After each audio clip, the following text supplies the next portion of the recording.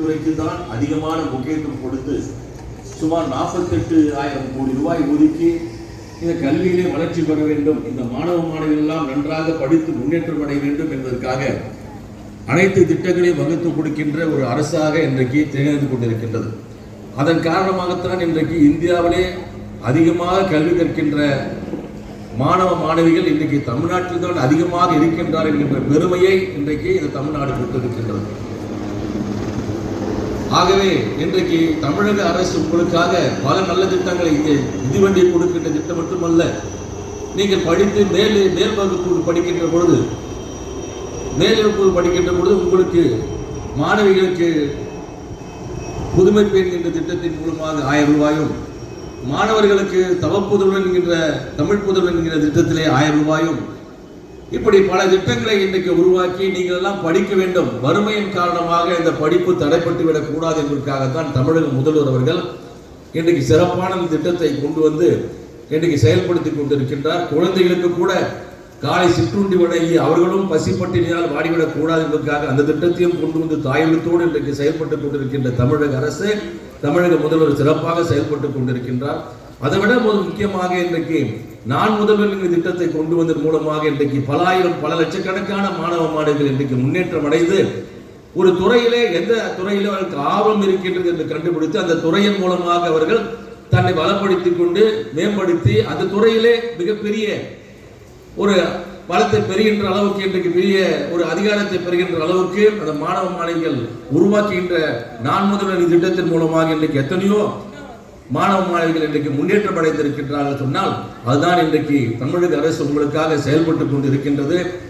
அதைத்தான் இந்த நேரத்தை சொல்கிற மாணவ மாணவிகளாக இருக்கின்ற நீங்கள் எல்லாம் நன்றாக படித்து பெரியவர்களாகி மிகப்பெரிய பதவிக்கு வர வேண்டும் என்கின்ற அந்த எண்ணத்தின் அடிப்படையில் தான் நீங்கள் உதாரணத்துக்கு சொல்ல வேண்டுமானால் சாதாரணமான இந்த பள்ளிகளை படித்த ஒரு நிகர்ஷாஜி என்கின்ற ஒரு மாணவி தான் சூரியனை ஆராய்ச்சி செய்கின்ற ஆதித்யா L1 என்கின்ற திட்டத்தின் இயக்குநராக இருந்து மிகப்பெரிய புகழை பெற்று இன்றைக்கு வரலாற்றில் இடம் பிடித்திருக்கிறார் சொன்னால் அதெல்லாம் உங்களை போல சாதாரண ஒரு பள்ளியிலே படித்த மாணவிதான் இன்றைக்கு மிகப்பெரிய ஒரு இயக்குநராக இருந்து விஞ்ஞானத்திலே மிகப்பெரிய ஆராய்ச்சியை அடை செய்தார்.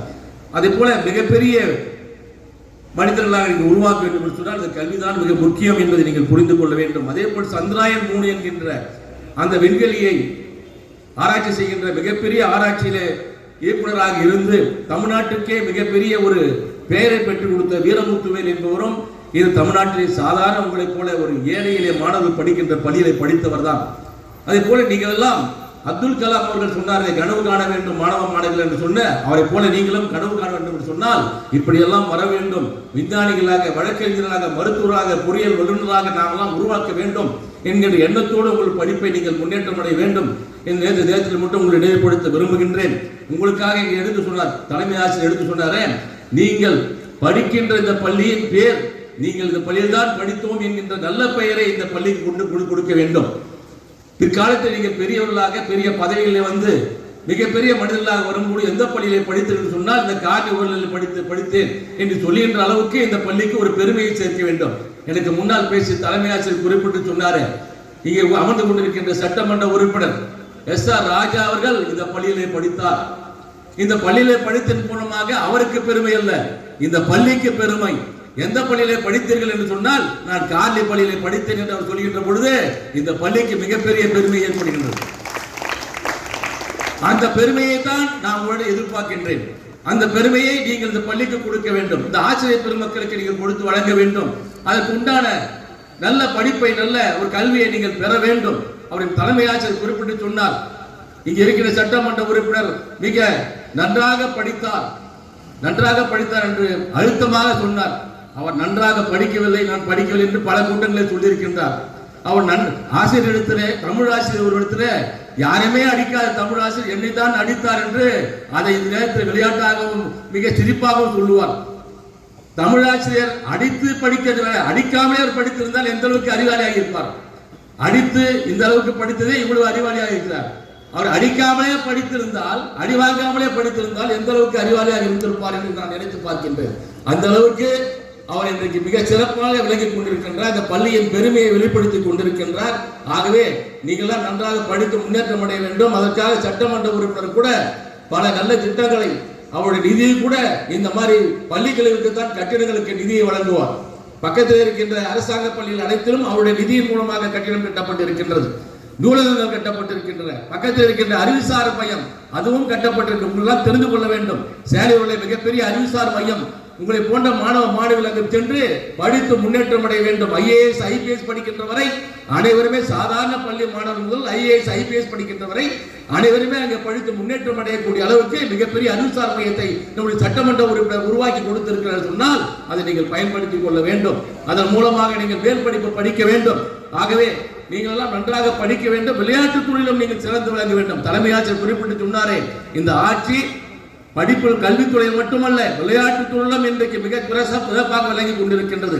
தமிழ்நாட்டில் இருக்கின்ற துணை முதலமைச்சராக இருக்கின்ற உதயநிதி அவர்கள் இந்த விளையாட்டுத் துறைக்கு முக்கியத்துவம் கொடுத்து பல விளையாட்டு வீரர்களை இன்று உருவாக்கி கொண்டிருக்கின்றார். ஒலிம்பிக்கிலே கூட கலந்து கொள்கின்ற விளையாட்டு வீரர்களுக்கு இலவசமாக இங்கிருந்து ஒலிம்பிக் விளையாட்டை கலந்து கொள்வதற்கு பண உதவி கொடுத்து ஊக்கப்படுத்துகின்ற ஒரு ஆட்சியாக இன்றைக்கு தமிழக அரசு விளங்கி கொண்டிருக்கின்றது என்பதை நீங்கள் புரிந்து கொள்ள வேண்டும். உங்களுக்காக இன்றைக்கு தமிழக அரசு மட்டுமல்ல, இன்றைக்கு மாநகராட்சி கூட பக்கத்தில் இருக்கின்ற பூங்காவை, விஞ்ஞான பூங்கா, சயின்ஸ் பார்க் என்கின்ற ஒரு பூங்காவை அமைத்து கொடுத்திருக்கின்றோம். அதையும் நீங்கள் பகிர்ந்து கொள்ள வேண்டும். அந்த பூங்கா சயின்ஸ் பார்க் என்கின்ற பூங்கா உங்களை போன்ற மாணவ மாணவிகள் பயன்படுத்திக் கொள்ள வேண்டும் என்பதற்காகத்தான் பக்கத்தில் இருக்கின்ற காந்தி பூங்காவை சயின்ஸ் பார்க் என்று அமைத்து கொடுத்திருக்கின்றோம். அதோடு மட்டுமல்ல, சட்டமன்ற உறுப்பினர் மகளிருக்காக தனியாக ஒரு பூங்கா அமைத்து கொடுத்திருக்கின்றார். தனியாக பூங்கா அமைத்து கொடுத்திருக்கிறார். அதோடு மட்டுமல்ல, இளைஞர்கள் மாணவர்கள் உடற்பயிற்சி செய்ய வேண்டும், ஜிம் பயிற்சி செய்ய வேண்டும் என்பதற்காக உடற்பயிற்சி கூடத்தை அமைத்து கொடுத்திருக்கின்றார்.